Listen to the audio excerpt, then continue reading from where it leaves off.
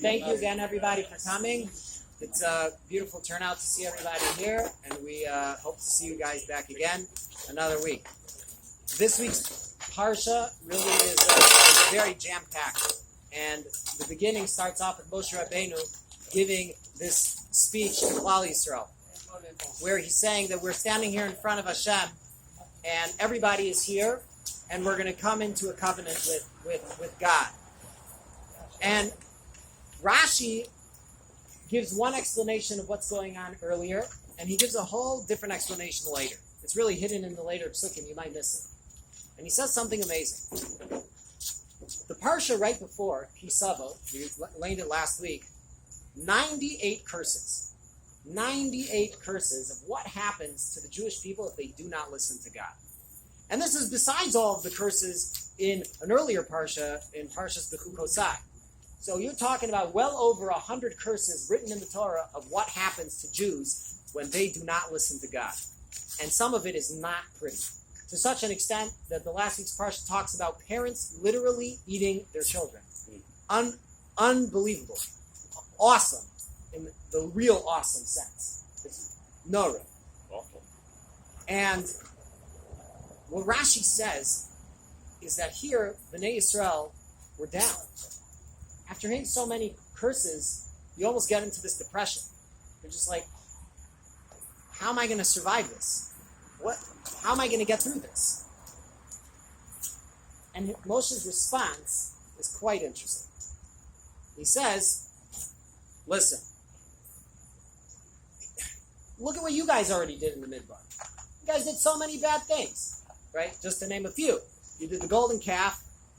You had the sin of the spies. Both of those you guys deserve destruction. But guess what? You made it through.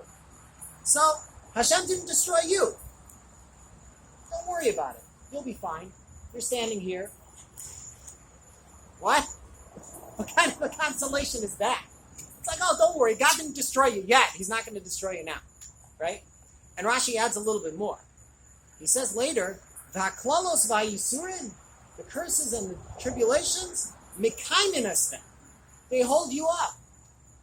Umatziven aschem lefanav, and they stand you in front of God.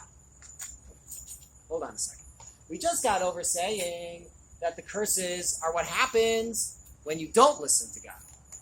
And now Rashi is telling us that what Moshe Rabbeinu is saying is that no, the curses and the difficult things is what puts you in front of God. It sounds a little opposite. So what's going on here?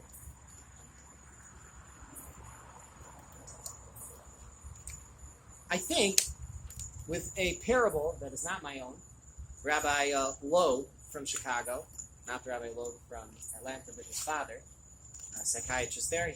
I've heard him give this mashal. I'm expanding on it a little bit, and I think it explains everything beautifully. You have a parent, and their child needs to go to the doctor. They get their regular checkup.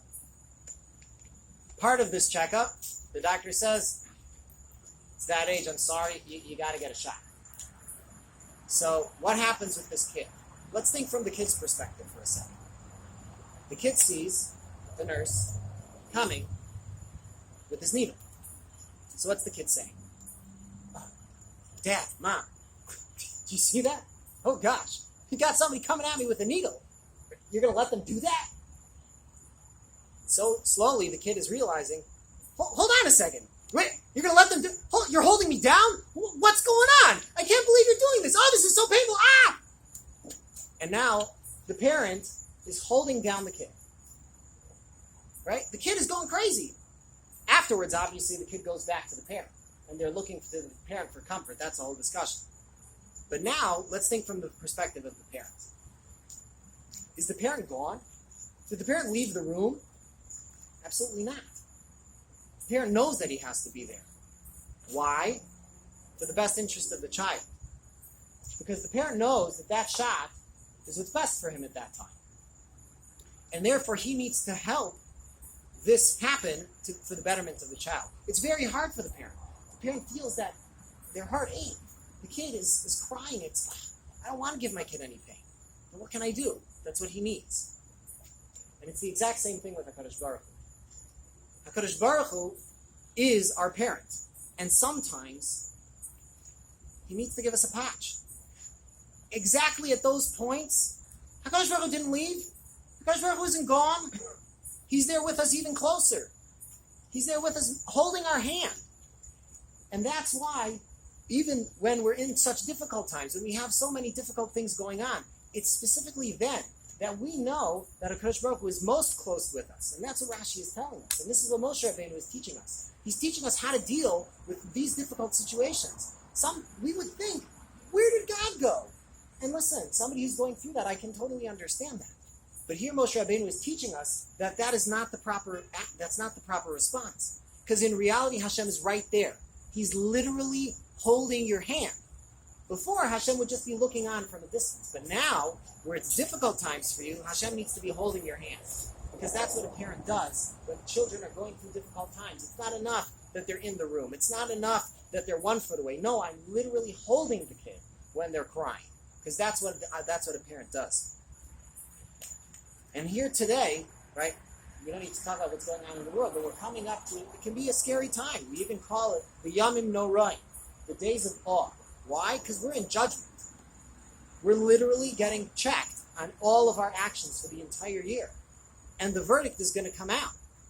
And there's nothing to hide, because we can't hide it. God knows everything. What are we going to hide? So any of those things that we did behind closed doors, where nobody else knew, guess what? God knows. That's scary. But we also have to know that this is the time of the utmost closeness. Even though it's true, Hashem is judging us, but we're in the courtroom with him. He's right there in front of us. He's so close. And this is the time that we have to take advantage. That when we understand that even in difficult times, no matter what it is, that HaKadosh Baruch Hu is specifically then, he's so close to us, that we hopefully take advantage. And once he's so close, why would we give it up? Let's just keep it up. And we keep that closeness from now until forever. I hope everybody has a wonderful Shabbos, and we'll see you here next week.